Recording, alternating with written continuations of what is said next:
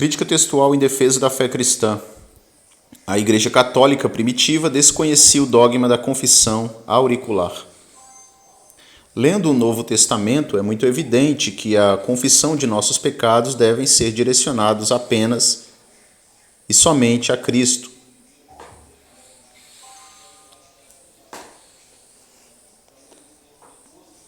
Mediador da nossa súplica. Porém, sabemos que a tradição católica ensina a confissão auricular, onde homens são subordinados a confessarem suas culpas aos pés do sacerdote, onde o mesmo, servindo de mediador, eleva aquela súplica a Deus.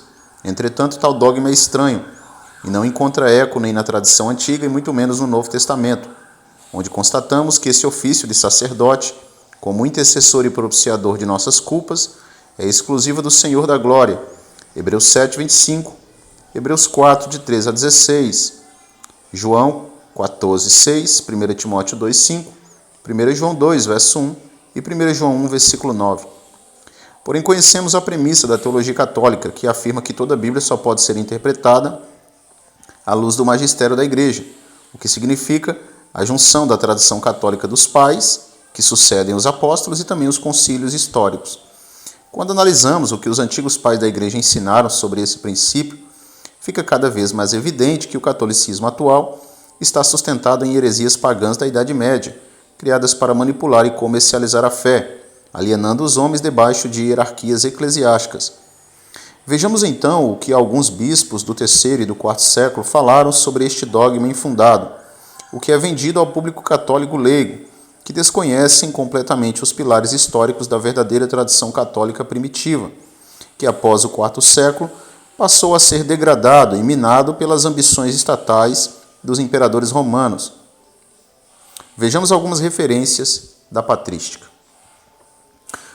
Temos aqui a referência em Agostinho de Hipona, talvez o maior, para muitos, o maior teólogo que já existiu, e João Crisóstomo, aí um dos maiores eruditos do grego koiné do quarto século, um grande e respeitadíssimo pai da igreja, bispo do quarto século. Agostinho disse: "O que devo fazer com os homens para que devam ouvir minhas confissões, como se pudessem curar as minhas enfermidades? A raça humana é muito curiosa para conhecer a vida das outras pessoas, mas muito preguiçosa para corrigi-la." João Crisóstomo é mais explícito ao dizer que para não confessarmos os nossos pecados aos homens, mas somente para Deus. Abre aspas. "Não pedimos que confesse os seus pecados a qualquer um de seus semelhantes, mas apenas a Deus. Você não precisa de testemunhas para a sua confissão. Reconheça secretamente os seus pecados e permita que somente Deus ouça a confissão."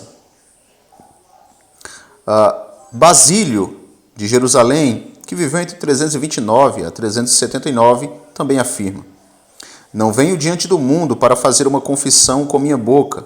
No entanto, fecho os olhos e confesso os meus pecados do fundo do meu coração diante de ti, ó Deus. Derramo os meus lamentos e apenas tu és testemunha. Meus gemidos estão dentro da minha alma. Não há necessidade de muitas palavras para confessar. Pesar e arrependimento são a melhor confissão. Sim, as lamentações da minha alma que te agradam ouvir são a melhor confissão." De novo, João Crisóstomo, ele declara: "O que devíamos mais admirar não é que Deus perdoa nossos pecados, mas que também não expõe para ninguém e nem deseja que façamos isso.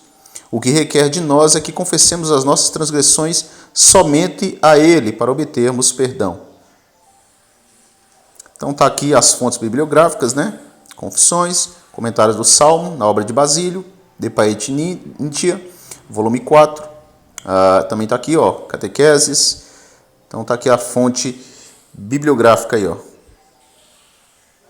Conclusão. É nítido que esse dogma sobre a confissão auricular aos pés de homens mortais e sujeitos às mesmas fraquezas que nós foi uma doutrina para alegar poder e autoridade aos sacerdotes católicos e os sacerdotes ao papado, visando manter uma hierarquia política e eclesiástica da instituição romana estável.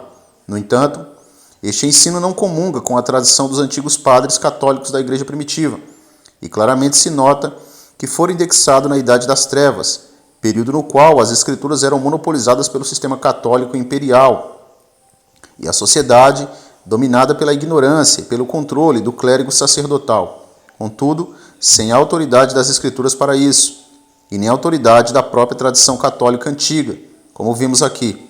Tal ensino continua sendo uma desconstrução da boa e verdadeira tradição católica que sempre foi fiel ao Evangelho. Crítica textual em defesa da fé cristã. A Igreja Católica primitiva desconhecia o dogma da confissão auricular.